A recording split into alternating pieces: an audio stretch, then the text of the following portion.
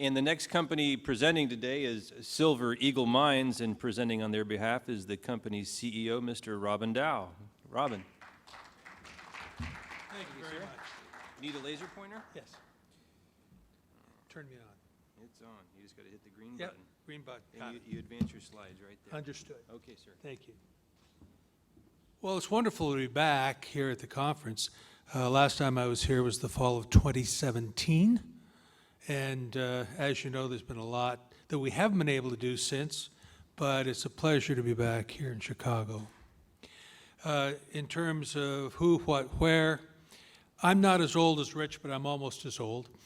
I started as a stockbroker in Calgary in 1976, was there until 88, and then crossed to the dark side. Between 88 and 94, I had a couple of oil and gas companies that I started and then merged off and made things happen, and that's what I do. I start companies, I'm a market mechanic, I bring in geologists, I bring in property, I bring in money, and I make things happen. In 94, I went to Africa in one hand and China in the other. China was a bust, but we found a mine in Ghana that we eventually sold to Ashanti and put into production. And then in 04, a group that I've been working with for a long time came to me and said, Robin, we got to go into uranium. I said, Paul, are you crazy? I got two gold companies that are public at a dime that are going nowhere. I got a private one at a dime that's going nowhere. And now you want me to go into uranium that everybody hates. And he said, Robin, take it easy. This is the time. And he was right. In May of 04, I started Urenergy, URE, at 10 cents. Got my first money in. Uranium was $8 a pound. Finally, it was closer to $50 a pound in November of 05, and I took Urenergy public on the TSC, the big board, at $1.25. 18 months later, it was $5.50. So the lesson from that is if you're going to do non-ferrous, non-precious metal opportunities in mining, it's all about the product and the timing and the cycle. And so here we are again. We took Murdoch Mountain, our property. We've had it since 2011. But because of the problems with the sage grouse and all these other things, we haven't been able to do anything about it till now. So here we are with a very different product. It's an organic, self-direct application raw rock phosphate. That's direct application raw rock phosphate. So in order to understand where phosphate comes from, almost all of it either comes from the Sahara, where it's contaminated with uranium, or Florida, which is also contaminated. Mosaic has a big pit down there. Now, yes, as John pointed out, there's phosphate in Idaho, but it's contaminated with cadmium. So the question is, what kind of product do you really have? And our objective is to be the leading producer of organic phosphate, which means it's not contaminated in North America. And our Murdoch Mountain project is in northeast Nevada, just northeast of Elko, near a little town called Montello. And so we've got a very exciting opportunity here because it's been explored since 1980s. We already know that there's 8 to 18 million pounds of P2O5 at surface. And it's, the BLM is working with us to bring it to completion. Estimated quarry production in about 1.25 years. About this time next year, we should start production. So Murdoch Mountain, it's clean. Higher surface area reactivity and no impurities. Only 5% of the world's application of P2O5 is pure enough to be applied as direct application raw rock phosphate. Now, what do we mean by that? Well, just to give you an idea how big the opportunity is, here we are. This is the strike length running southwest to northeast. And that's about 8 kilometers. It's an old ocean bench where the waves come in, wash over the bench, and then you get a deposit of a salt that dries in the sea, or sorry, in the sun, and then it gets covered by another sedimentary layer. So here we are up in the northeast. There's Elko, and this is the trend of this 8-kilometer bench that's at surface, 10 meters wide, 10 meters deep. But we don't know, because it's at surface, how far the deposit extends under the sedimentary cover. And that's where the huge upside with this really comes into play. So we know what our phase one costs are. It's about $200,000, but that's almost entirely doing the environmental study and the cultural study, which means going out and look as if the natives were there before, but they weren't. And that's going to take until the end of September. We file all our reports with the BLM. They give us our lease, then we go and we start drilling on ground that we've already trenched and drilled. And it's been historically trenched and drilled by us, well, by others first and then by us, to prove up the value of what we think is there. So it's not expensive. Again, direct application ore, no uranium, no thorium, nor heavy metals. And it's a very rare type of oolitic limestones, which means they're not soft. But again, if you want to find another phosphate deposit in North America, you have to go to the north shore of Quebec, about 200 kilometers north of Sept-Îles. And you'll find something there where they say it's good, clean, they think, phosphate, but that's in a carbonatite. So it's really a heavy limestone, and their grades are only 4 to 6%. Whereas when you get into an oolite here, it's more like a pumice. So for us, when we go to production, simply you drill in a few holes, you blow it up, bring in the backhoe, dig it up, put it in a truck, send it 6 clicks down to Montello, a little town where we can get a warehouse cheap, put the ore in a grinder, in a micronizer, put it in those 3 cube bags, you see the bright yellow bags that put your topsoil in, and we put it on the back of a railroad truck or a railroad siding car 200 feet from the back door of the warehouse and ship it direct to California. Because in California, if you have organic produce, you can't use non-organic fertilizer. So they got to use us because there's nobody else. It just doesn't exist. All the other phosphates that you see that come from Saudi Arabia or from Western Sahara or from Florida have to be treated with sulfites or some kind of acetic tone to reduce the impurities in it, and it can't be called organic. So this is a very unique opportunity for us, and as I say, it was held up for 5 years because of President Obama's sage-grouse studies, which were in 5 states here, and essentially it's just to stop mining and oil and gas. It also halted ranching at the same time. But we would do a quick bulk test. We were hoping actually we might be able to do it this fall, where we would do a 50% diluted grade of 8% P2O5 to include wall rock, which is, again, calcium carbonate that contains 3 to 4% P2O5 on its own. Calcium carbonate is, in fact, a fertilizer. So the hanging wall, the footwall, are all fertilizer. So it's an amazing place. Now, we say current price is about $200 a ton FOB the mine site.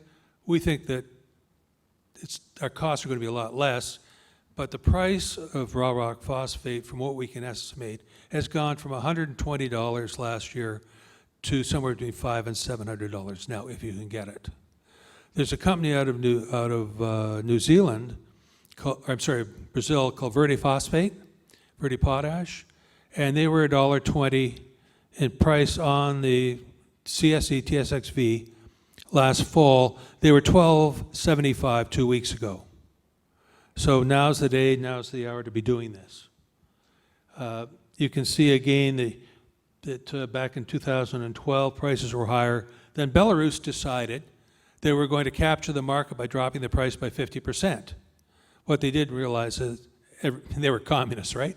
Everybody else dropped the price, and so we've seen everything die up until last fall, when suddenly Belarus is out of the picture, Russia was out of the picture, and then Ukraine. So people need phosphate, and not that many places to go to get organic. Now this is, you see Montello there? It's just a little tiny place in the middle of nowhere.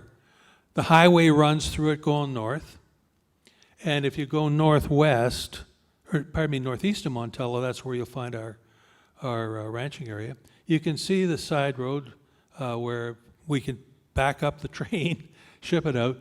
This is what the ground looks like. You can see where the truck is. That's what it's like in the mine site. It's just flat. It's all sagebrush. There's not much there. And here you can see what the oolec looks like. Those are the geologists looking at the face of the phosphate deposit. Think about it as a cake, and you turn it on its side, and the icing in the middle is the phosphate deposit. And it's turned slightly down and semi-horizontal, and we have no idea how far this goes to the northeast. None. Underground. So once we're going to mine the stuff at surface over 8 kilometers over the next 2 years. Then when we go underground, we probably end up using, you've seen them in Pennsylvania coal mining. They're a long truck, not very high off the ground, with a blades, circular blade at the front that just chews through the coal, puts it on a conveyor, and shoots it out the back. We're no different. Again, we've got a very soft rock, like soft coal, and we'll be able to mine this efficiently and cheaply for years. Here we are with a carbonatite. That's the hanging footwall idea of carbonatite rock. As you can see, it looks almost, well, it is sedimentary and very, very soft, very easy to work with, and very evident at surface. We can see this at surface for 8 kilometers. And it's not, the most important thing to remember is that this is simple. This is not like you saw with John and Integra, where it's going to take hundreds of millions of dollars over 20 years to bring this to production. We're going to go in production for less than $300,000. We're going to need somebody with a recirc drill to put holes in the carbonatite to drop the dynamite in it, walk away, blow it up, back up your backhoe, put it in a truck, drive it down 6 clicks to Montello, to your warehouse, dump it into a hopper. The micronized machine micronizes it down to a very fine grain. We put it in a big bag, take it out the back door, put it on the rails, and send it to California. The $300,000 is, well, you might have to buy a couple of drills, you might have to buy a truck, you might have to buy a backhoe. We don't know yet. But we think we can contract locally for almost all of that. So what does phosphorus do? It stimulates early growth, root formation necessary for DNA and RNA formation. It improves the ability of plants to absorb water and other nutrients, stimulates flower blooms and seed development. So it's an essential nutrient for plants. But if you've got organic, it's us. That's it. So you can see what it looks like. And the other thing about organic rock, when now you buy fertilizer for your lawn, the phosphate that was in there that used to be there, I think is banned now, you'd put it on your lawn and the rain would come and 80% of that phosphate would roll into the rivers and streams and algae blooms, and you remember all the panic over that. Well, when we put our organic phosphate on somebody's farm, it's a slow release, matching the plant absorption rates. It will take 10 years for what we put on a farm today to work its way through the system and eventually dissipate. It's a very slow acting reagent to the microbes and the other opportunities in the ground. So it's ideal plant food, and it's organic. I've said that, I think. So it's really simple. It's a natural product, and we've we have a purchase agreement with Montesino Trust. We've already bought 100% interest in the project. We owe them some money and some stock when the BLM finally gives us our lease in September. And there's no problem with us getting that. All we have to do is the environmental study that takes 3 quarters, right? You have to do spring, summer, fall. And then we have to do a cultural study to see what's there. There's nothing really an impediment to getting the lease and getting underway with this. Right now, we have 13 million shares outstanding, 7 million warrants, fully diluted 21. We've just completed raising some money. I'm going to have about $1 million, $2 million, $3 million in the bank by Friday. And I expect that we've been working with the BCSC. We filed a prospectus back in January. We got our comments. We're going to file a final prospectus and the CSE listing application hopefully next Friday or Monday and be up and trading mid to end June. But that $1 million, $1 million, $2 million will take us all the way through to production. So it's a very exciting time to be part of this. My crew, Michael Newman, has been with me for 20 years. Ed Beeman was one of my original partners in the oil and gas projects I started in '88 in Calgary. Christine Dorward is really a scientist who understands pharmaceuticals, biochem. And Marco Montesinos is our geologist. He's been with me for 25 years. And we've done some very exciting projects in Mexico and El Salvador together. So, we're not kids in this. We've all been doing this for 20, 30 years. And our whole objective is to make our shareholders money. That's it. Questions, please. Sir.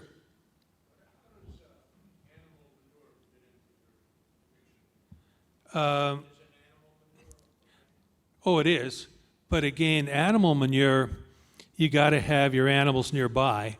You can go down to, like I can go to IGA down the street from where I live and buy a bag of manure and take it home and put it on my flower beds. But if you've got 100 acres that you got to spread manure on, you have to be really close to the source in order to get enough and make it happen year after year after year. And not everybody has that opportunity. Some people want something that's going to last for 10 years and don't have to put it on, twice a year or whatever it is. Yes, please, sir. So in response to that manure question, there's just an article out recently that talked about there's not enough manure to make up for all the high cost of 4,000 materials. So there's just not enough of it. Testing? Okay, here we go. So there was an article in the news yesterday that talked about manure as a replacement for some of the fertilizer issues we've been having worldwide. And the article talked about how there's not nearly enough that we're going to need for what we expect to be our requirements over the next 3 to 5 years. So that was just my comment for this gentleman who asked that question. Manure is viable, but there's not enough. There needs to be other sources. Yeah, nobody's found a way to put a conduit on Washington to supply the rest of the country. Right. It's that simple. Yeah. I had a question about your project, though, as well. Yes. In terms of when you typically look, I analyze gold, silver mines and base metal mines. And when we look at those, there is a mill building process. It doesn't sound like you guys need that at all. Oh, no. Can you explain what your processing requirements are? Oh, it's really simple. You've seen the photograph of the fellow standing next to the rock wall. All right? We take a drill, we drill it up, we put in explosives, we blow it up, it falls down. We get a backhoe, we put it into the truck. We truck the truck down to the warehouse in Montella, 6 clicks away. We have a micronizing unit which grinds the raw rock, into small micro pellets. Then we drop that through, a chute into a bag, zip up the bag, and the bag's 3 cubes, and we put it on a rail car. And then when the rail car is full, we ship it off to California. That's it.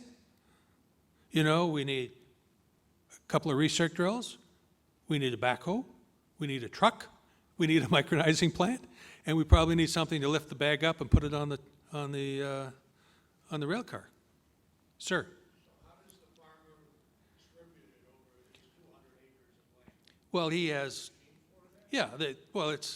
it's like, if you have fertilizer you're putting on your lawn, You know, you just take it and it spins around the bottom, and that's essentially what farmers have, right? They have large machines with wings on them, that'll put the fertilizer out and drop it out, spray it out.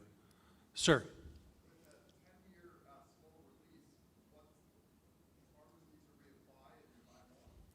In 10 years.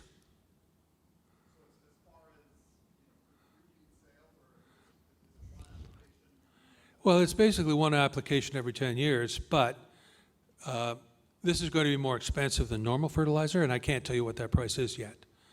But it's also going to be difficult to get because we can only produce so much every year. And right now, we're the only ones. You know, there are mom and pop carbonatites, which are more like a gravel pit where you're blowing it up, gravel, you know, again, same thing. Blow it up, dig it up, put it in your truck, micronize it at at your barn, put it in a bag and ship it out. So it's not magic, it's just a rare opportunity. Yes, sir.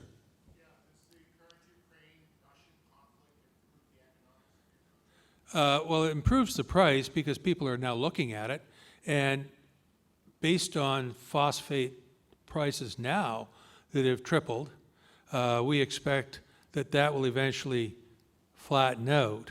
But not everybody will trust Russia and Belarus, and Ukraine isn't the big problem for fertilizer. Ukraine is a big problem for wheat and other products of agriculture that we need, people need to eat. They're a major supplier. But really the fertilizers come from Russia and Belarus. Belarus, the rock, and Russia, a lot of it is chemical, natural gas byproduct, right, that you need to produce nitrogen, which is where nitrogen comes from. Yes, sir. Did I miss somebody? Okay, sorry. Sir. So what are you hoping to raise additionally, and what would that be used for? You mean money? I don't expect to raise any money for another year.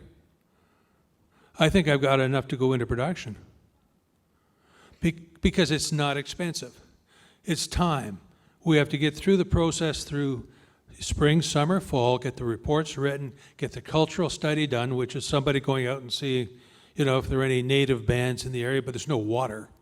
So there won't be much in the way of cultural activity in the area because nobody can barely live there. I mean, Montello's on a well.